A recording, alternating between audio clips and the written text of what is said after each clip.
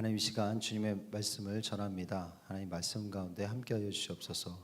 모든 것 주님께 맡겨오며 살아계신 예수 그리스도 이름으로 간절히 기도드립니다. 아멘. 할렐루야. 네, 반갑습니다, 여러분. 한 주 잘 쉬셨나요? 네, 여러분들 보니까 가슴이 떨리진 않고 반갑습니다. 예, 여러분 밝은 모습 보니까 너무 반갑습니다. 오늘 여러분과 함께 나눌 말씀은 갈라디아서 1장 6절부터 12절 말씀입니다. 같이 읽어볼까요? 천천히 시작. 그리스도의 은혜를 너희를 속히 떠나 다른 복음을 따르는 것을 내가 이상하게 여기노라. 다른 복음은 없나니 다만 어떤 사람들이 너희를 교란하여 그리스도의 복음을 변하게 하려 함이라. 그러나 우리나 혹은 하늘로부터 온 천사라도 우리가 너희에게 전한 복음 외에 다른 복음을 전하면 저주를 받을지어다. 우리가 전에 말하였거니와 내가 지금 다시 말하노니 만일 누구든지 너희가 받은 것 외에 다른 복음을 전하면 저주를 받을지어다. 이제 내가 사람들에게 좋게 하랴 하나님께 좋게 하랴 사람들에게 기쁨을 구하랴 내가 지금까지 사람들의 기쁨을 구하였다면 그리스도의 종이 아니니라. 형제들아, 내가 너희에게 알게 하노니 내가 전한 복음은 사람의 뜻을 따라 된 것이 아니니라. 이는 내가 사람에게서 받은 것도 아니요 배운 것도 아니요 오직 예수 그리스도의 계시로 말미암은 것이니라. 아멘. 오늘부터 갈라디아서 1장부터 6장까지 이제 돌아오는 주부터 해가지고 솔라 스크립추라를 여러분과 함께 진행합니다.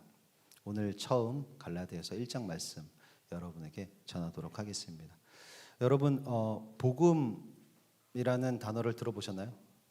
예, 복음 들어보셨죠? 여기 모이신 분들은 당연히 많이 들어보셨을 거라 저는 생각합니다. 제가 또 질문합니다.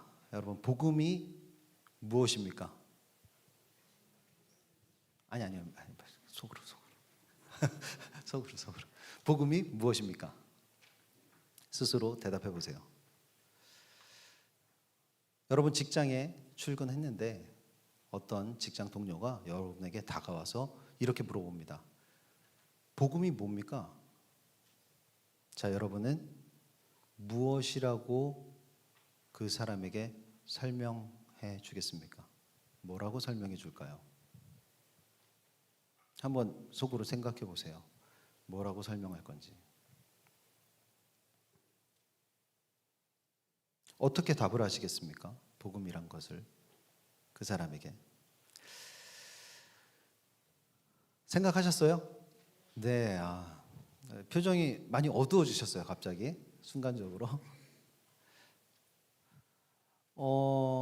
복음에 대해서 모르는 사람이 복음에 대해서 물어봤을 때 잘 얘기해 줘야 되잖아요.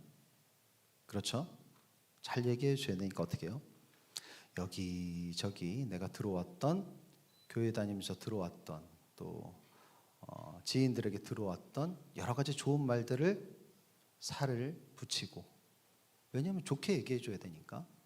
나쁜 이미지를 심어줄 수 없으니까 좋은 말들 다 갖다 붙이고, 심지어 조금 이상한 거 있으면 빼기도 하고, 상대방이 들었을 때 기분 나쁘지 않게, 상처받지 않게 조심조심 좋은 말로 여러분 설명하시겠습니까? 그럴 거예요?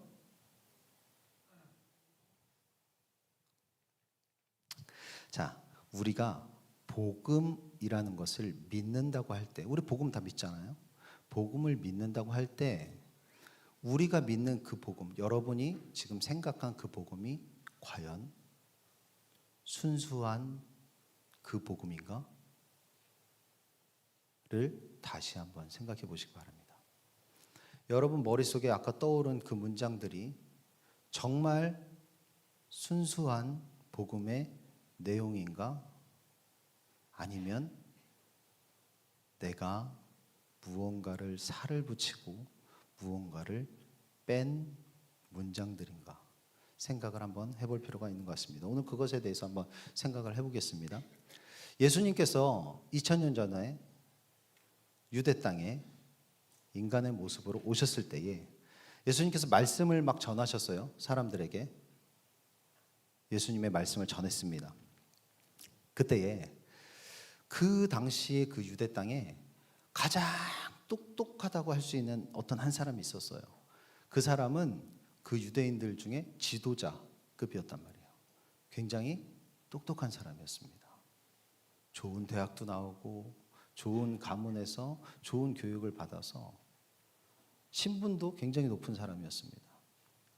자, 그 사람이 예수님이 자신의 동네 유대 땅에 막 말씀을 전하고 있을 때에 그 말씀을 하는 것들을 하나하나 새겨들었어요.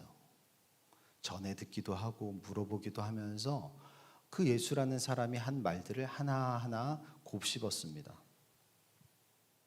그리고 어떻게 했냐면 그 말씀 하나하나를 조목조목 비판했어요.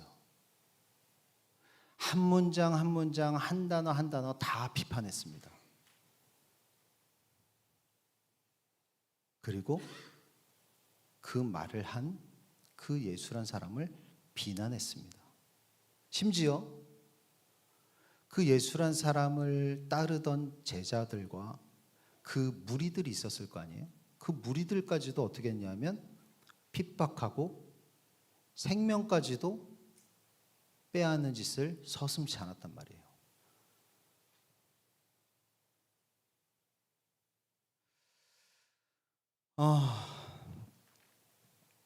그런 그가 저 예수가 죽기만을 바란 거예요. 빨리 내 땅에서 사라지기만을 간절히 바랬어요. 그러던 중에 예수란 사람이 죽게 되었습니다. 죽임을 당하게 되었죠. 로마에 의해서. 예수가 죽은 후에 시간이 흘렀는데 그가 생전에 이런 말들을 했던 것을 계속 기억을 하고 있는 거예요. 내가 죽음을 당할 것인데 3일 만에 다시 살아날 거야 라고 한 말씀을 가슴에 계속 남기고 있었어요. 당연하게 뭐 어땠습니까? 그 사람은 비판했겠죠. 말이 되는 소리냐. 너 이단이야. 너 하나님 모욕하는 사람이야 라고 얘기했던 이 사람인데 죽은 다음에 어느 날 그의 눈앞에 예수란 사람이 살아서 눈앞에 목격이 됩니다.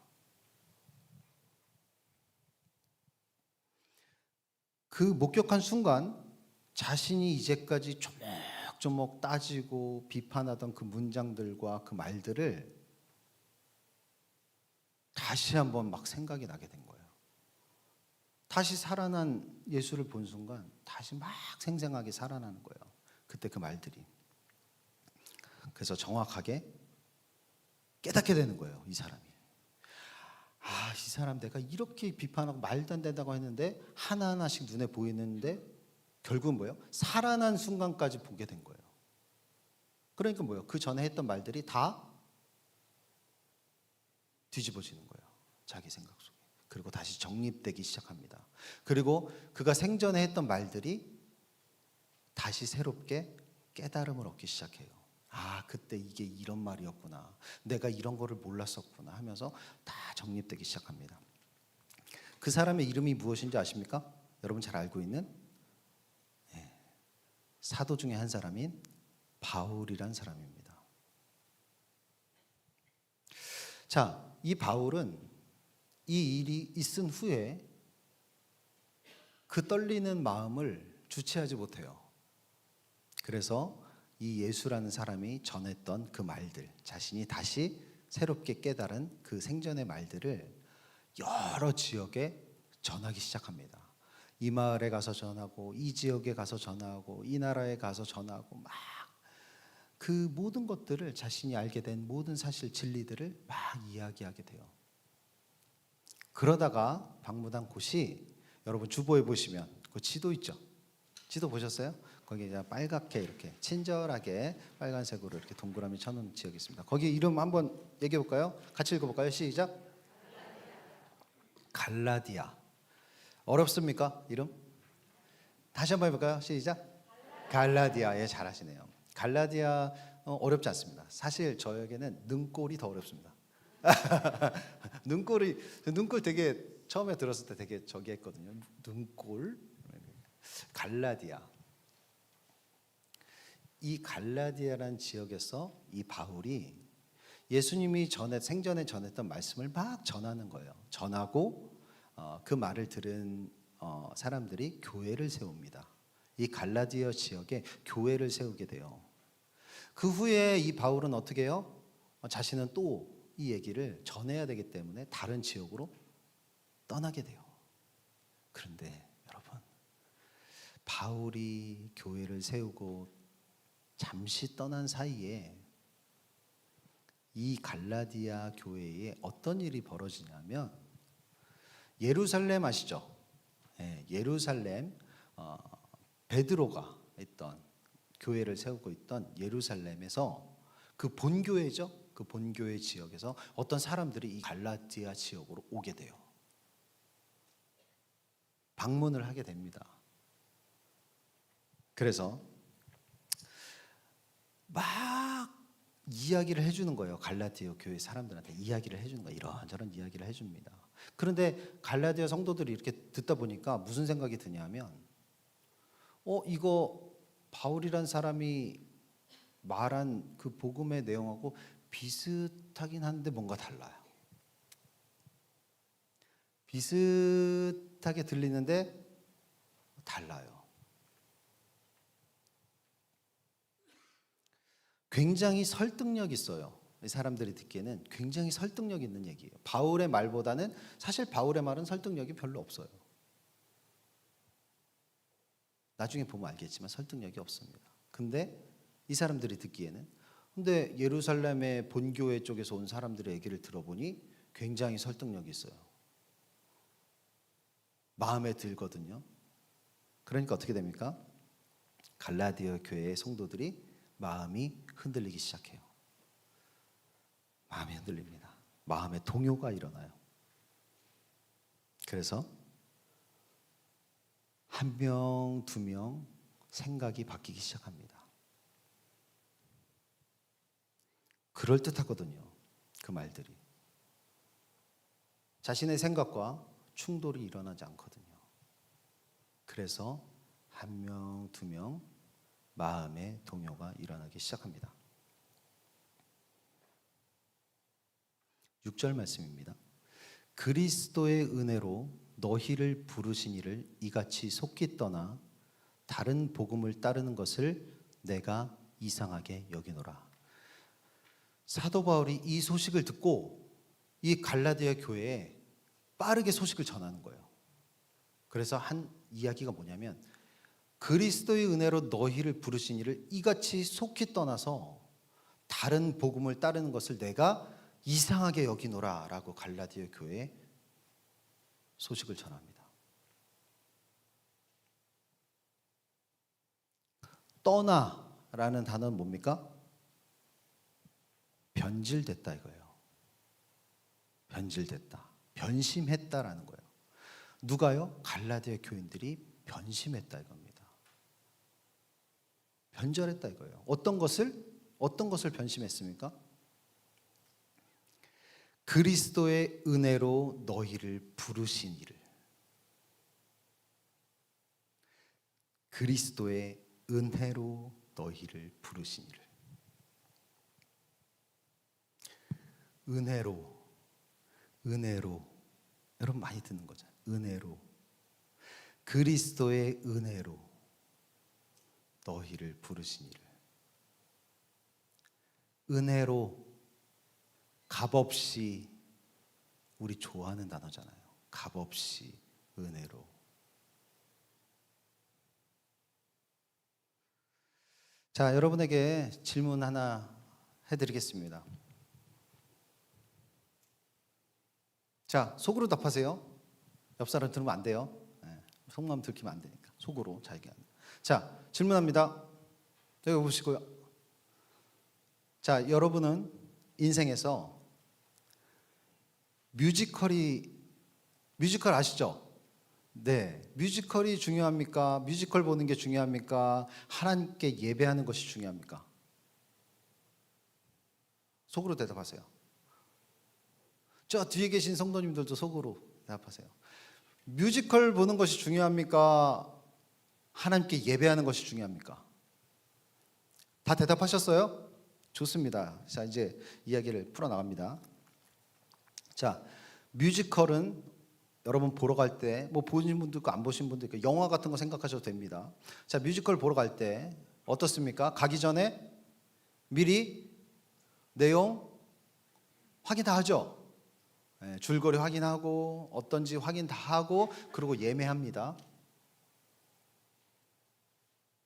자, 그럼 뮤지컬을 보러 갑니다. 신기한 현상이 뭔지 아세요? 단 한 명도 뮤지컬 시간에 지각하지 않습니다. 단 한 명도 뮤지컬 보러 갈 때 시작 시간을 지각하지 않습니다. 오히려 30분, 1시간 먼저 도착해서 들어갑니다.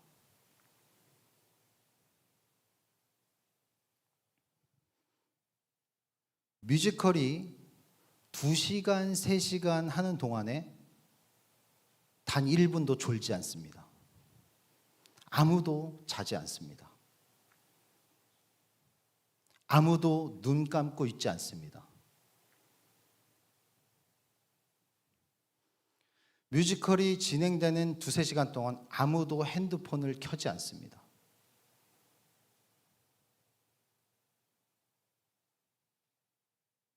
아무도 다른 생각을 하지 않습니다. 그 조그만 자막 하나 놓치지 않겠다고 눈을 부릅뜨고 2-3시간을 집중합니다. 화장실도 참습니다. 3-4시간 동안을 숨죽인 듯이 집중합니다. 왜 그렇습니까? 왜 그렇습니까?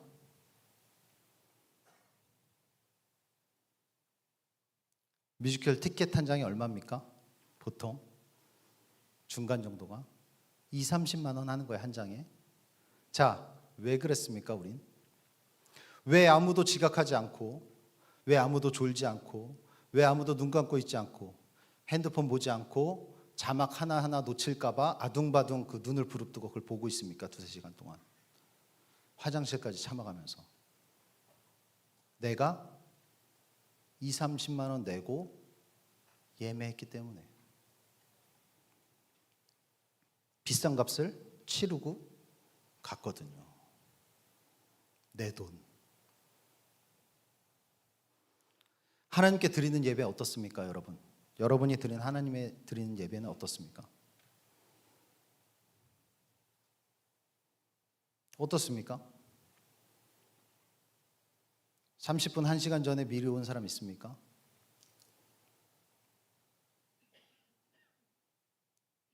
혹시 막 설교 시간 계산하면서 오지 않아요? 아, 요 몇 시, 이 순서상 몇 시 몇 분에 시작이니까 요때 기도, 대표 기도 다 눈 감고 있으니까 요때 들어가면 되지 않나 이러고. 좁니다. 핸드폰 봅니다. 다른 생각합니다. 왜 그렇습니까? 왜 그렇습니까? 비싼 값을 치르지 않거든요. 값없이 드리는 거기 때문에. 은혜로 드리는 거기 때문이라는 생각을 하기 때문입니다. 나한텐 손해날 게 없거든요. 여러분한테 분명히 처음에 물었습니다. 뮤지컬을 보는 것이 여러분한테 중요합니까? 하나님께 예배하는 것이 중요합니까? 여러분 대답하셨을 거예요. 근데 우리의 생각은 그렇지만 우리의 행동은 정반대의 행동을 하고 있습니다. 내가 예매한 뮤지컬을 보는 것이 하나님께 드린 예배보다 훨씬 값어치 있게 여러분은 행동하고 있습니다. 여러분이 드리는 예배 생각보다 우리의 행동을 보면 값없습니다. 만약에 여러분 예배 하나하나가 여러분이 값비싼 값을 치르고 예배를 드리게 된다면, 그것이 만약 예배라면 여러분 지금과 똑같이 하시겠습니까?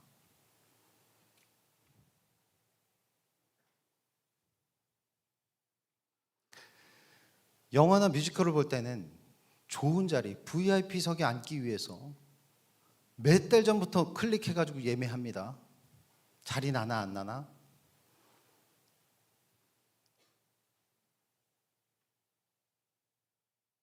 하나님께 드린 예배는 어떻습니까? 될 수 있는 대로 카메라 피해서 사각지대에 보이지 않는 곳에 덩치 크고 머리 크신 분 뒤에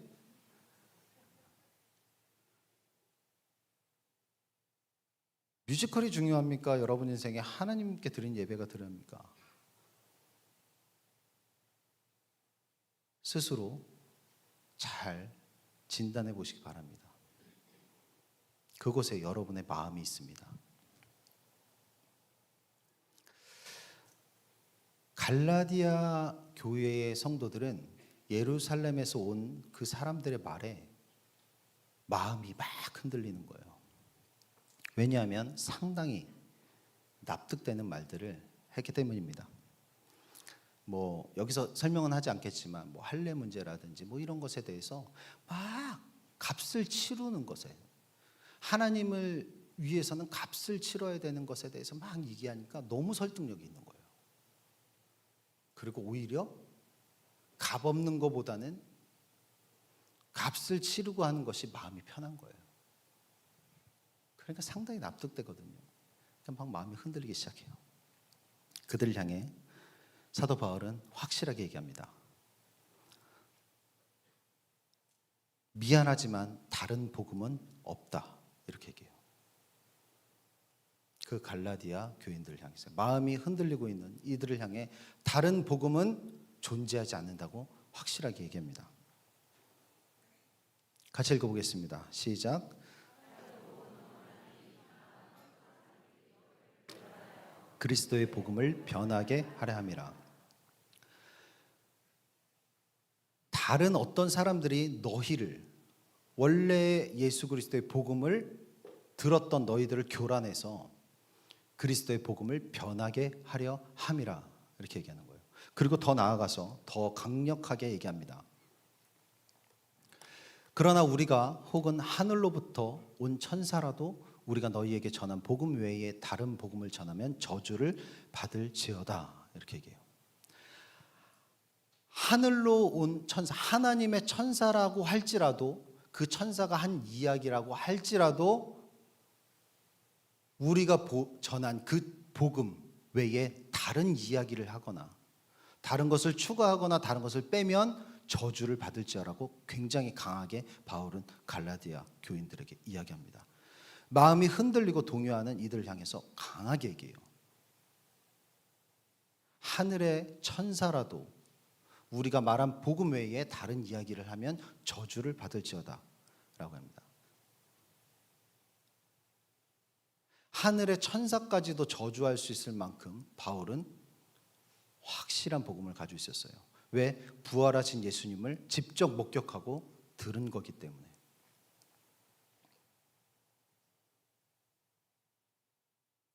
우리가 전에 말하였거니와 내가 지금 다시 말하노니 만일 누구든지 너희가 받은 것 외에 다른 복음을 전하면 저주를 받을지어다. 지금 우리한테도 다른 복음을 전하는 많은 주체들이 여러분 주위에 많이 있습니다. 말 안 해도 여러분 너무 많은 거예요. 여러분이 듣고 있는 많은 것들. 그러나 그 중에 다른 복음을 전하는 많은 것들이, 그런 주체들이 우리 주위에 너무나 많이 있습니다. 그 중에 가장 강력한 주체가 있습니다.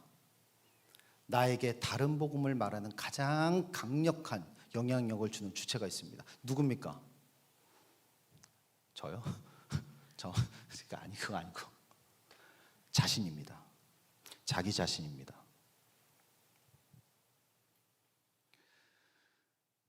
그리스도가 전한 그 복음 외에 나를 교란시키는 다른 복음을 전하는 가장 큰 주체는 바로 우리 자신 스스로입니다. 왜냐하면 그렇게 해야 내 마음이 편하거든요. 내 마음이 안정감을 얻을 수 있거든요. 내 마음이 불편하지 않기 때문에, 내가 불쾌하지 않기 때문에, 또 내가 지금 현재 살고 있는 이 삶과 부딪히지 않기 때문에, 그래서 내가 사는데 꺼리낄 것이 없어지기 때문에 자기 자신에게 스스로 다른 복음을 이야기합니다. 그래서 자기 자신 스스로 교란시켜요.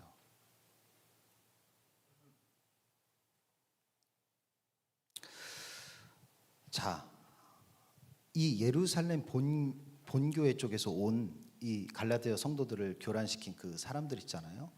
그 사람들의 배경에 대해서 잠깐 쉽게 얘기해 드릴게요. 자, 그 사람들은 이 갈라디아 교인들한테 말씀을 막 전했던 그 사람들은 일정한 뭐 어떤 월급이나 이런 사례비를 받지 않습니다. 그래서 그 사람들이 이렇게 말씀을 전하러 다른 지역에 갈 때는 그 모인 사람들이 낸 헌금, 모인 사람들이 낸 구제비들, 이런 것들에 따라서 그 사람들의 생계가 유지돼요. 기본적으로 모인 사람들의 수에 따라 결정된다는 거예요. 먹고 사는 문제가. 그래서 그들은 사람들이 많이 모이는 일이 필요했어요.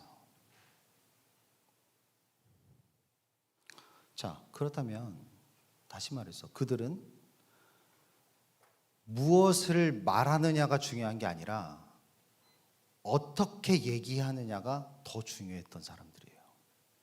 자, 다시 한번 볼게요. 그들은 무엇을 말하느냐가 중요한 게 아니라 어떻게 말하느냐가 중요했던 사람들입니다. 사람들을 많이 모이게 하는 것이 너무 중요했어요, 이 사람들은.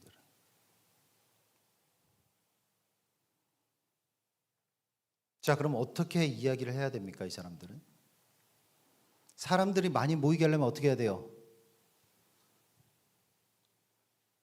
여러분들 사람들 많이 모이는 어떤 모임이나 어떤 강연 같은 데 가보면 어떻습니까? 떠오르면 어때요? 갔다 오면 어때요? 심장 두근거리죠? 네. 그래서 잔고 체크하죠. 와, 나 얼마 있지? 빨리 어떻게 해야 되니까. 자, 봐요. 이 예루살렘 쪽에서 온 사람들은 어땠어요? 사람들을 많이 모으는 게 필요했어요. 그래서 무엇을 말하느냐 보다 어떻게 말하느냐가 중요했습니다. 그러니까 어떡합니까?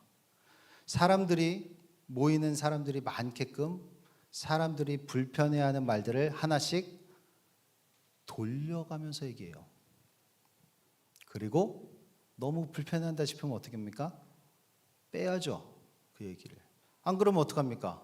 사람들이 기분 나빠서 한두 명씩 떠나가면 어떡해요?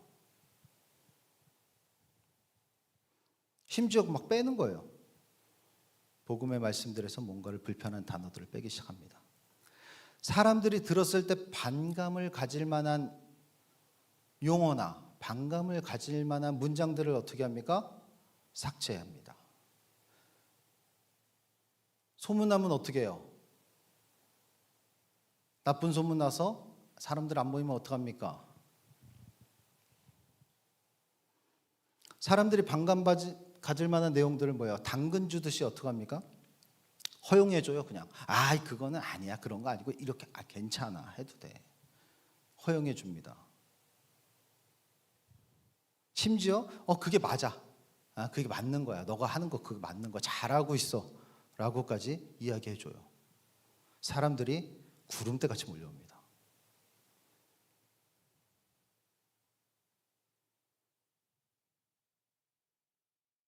내가 맞았다는 생각에 구름대같이 몰려와요. 복음이 변질되기 시작합니다. 서서히 복음이 변질되기 시작해요. 그런데 진짜 아이러니컬하게도 사람들은 복음이 이 변질돼가는 과정에서 사람들은 어떻습니까? 그래, 이게 맞는 거지. 그래, 맞지. 이게 맞지. 라고 이야기합니다. 전한 복음을 떠나서 다른 복음을 주저없이 더 마음을 활짝 열어서 받아들이기 시작해요. 그래, 내가 생각했던 이게 맞는 거지. 그 바울이 얘기했던 거, 어쩐지. 나 너무 힘들었어. 불편했어. 내가 알고 있던 게 맞는 거지? 그래, 맞아. 맞다고 했잖아. 맞네. 그때 그건 좀 그랬어. 라고 사람들이 이야기하기 시작해요. 갈라디아 성도들이 마음이 동요해서 떠나가기 시작합니다. 자, 여러분, 이건 대답해도 좋습니다. 안 하셔도 되고. 여러분, 제가 여러분 앞에 성경 말씀을 전하고 있습니다. 한 달째죠. 제가 어떻게 전했으면 좋겠습니까? 제가 여러분한테 어떻게 전했으면 좋겠습니까? 복음을. 자, 여러분들이 불편해하는 말들, 단어들 하나씩 돌려서 얘기하고 빼고, 여러분이 기분 좋은 말들 덧붙이고, 또 여러분이 반감을 가질 만한 내용들을 제가 괜찮다고 하고 허용해주고, 여러분 잘하고 있다고, 잘 살아내고 있다고 여러분한테 지금 전하고, 여러분 맞습니다. 너무 신앙생활 잘하고 있습니다. 그렇게만 가십시오. 그랬으면 좋겠습니까? 그랬으면 좋겠어요? 좋겠습니까? 예루살렘에서 온 그 사람들처럼 사람들을 많이 모으는 인기 있는 목사님이었으면 좋겠습니까? 모든 동네 사람들이 칭송하고 좋아하는 인기 있는 목사님이 됐으면 좋겠습니까?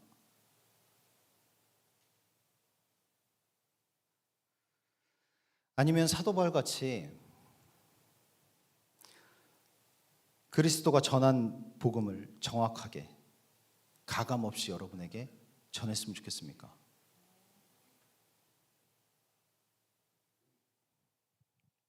여러분, 그럼 저 미워할 거잖아요. 아니에요? 미워하시겠습니까? 아멘 하신 분 뭐야?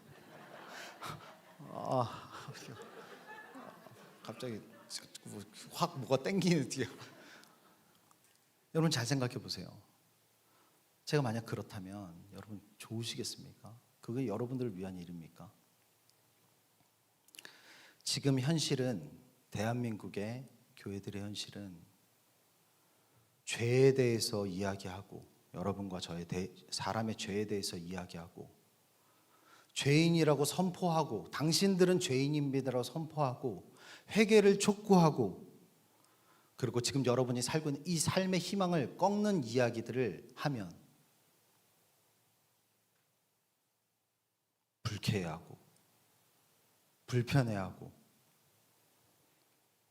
말씀의 반감을 드러내는 게 지금 현재 크리스찬들의 현실입니다.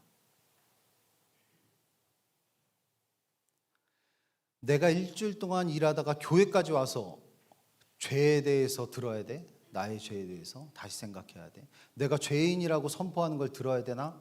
내가 회개해야 되는 것을 촉구하는 걸 들어야 되나? 내 삶이 부정당하고 내 삶의 희망이 꺾이는, 내 계획이 꺾이는 이런 이야기를 들어야 되나? 그리고 교회를 떠나갑니다.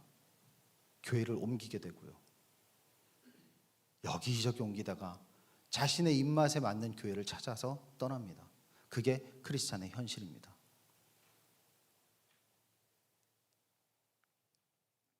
이 당시와 예수님이 계셨던 이 갈라디아 교회와 소름 끼치도록 동일해요. 역사의 반복입니다. 인간의 역사의 반복입니다. 여러분 이제 큰일 났습니다. 이제 저 좀 한번 보세요.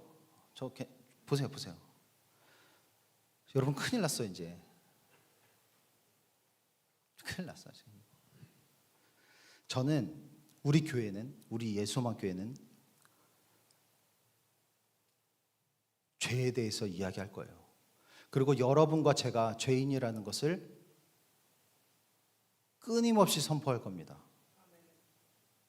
그리고 여러분과 저의 회개를 계속해서 촉구할 것이고, 여러분이 지금 살고 있는 여러분의 삶의 계획과 희망들을 꺾는 말씀들을 계속해서 전할 것입니다.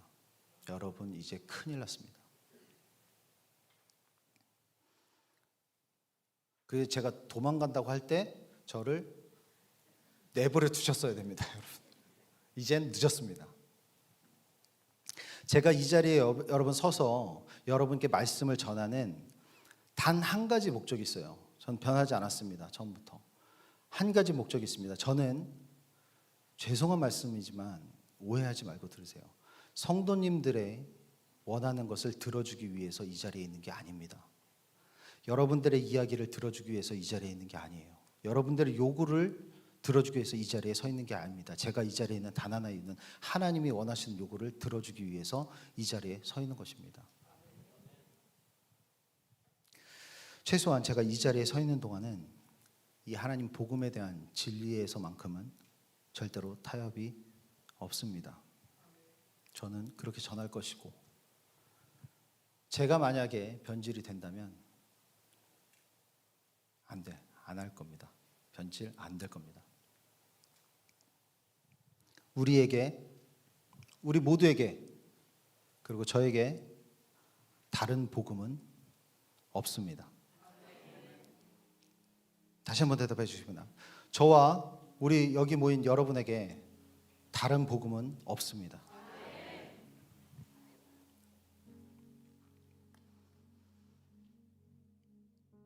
사도 바울이 언급한 내가 전한 복음은 무엇일까? 이 복음은 사람의 뜻을 따라 된 것도 아니라고 말씀에 나와 있어요. 그리고 사람에게 받은 것도 아니고 배운 것도 아니라고 말씀에 나와 있습니다.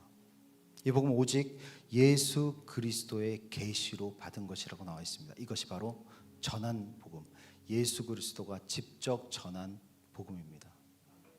우리에게 이 복음에 다른 복음은 결단코 없을 것입니다. 다른 복음이 아니라 예수가 전한 그 복음이, 그 순수한 복음이 진짜 무엇인지 여러분 알고 싶지 않으십니까? 그것을 듣고 다시 한번 내가 생각했던, 내가 가지고 있는 신앙의 이 복음을 다시 정립해보고 싶지 않습니까? 처음부터 다시 시작해보고 싶지 않으세요?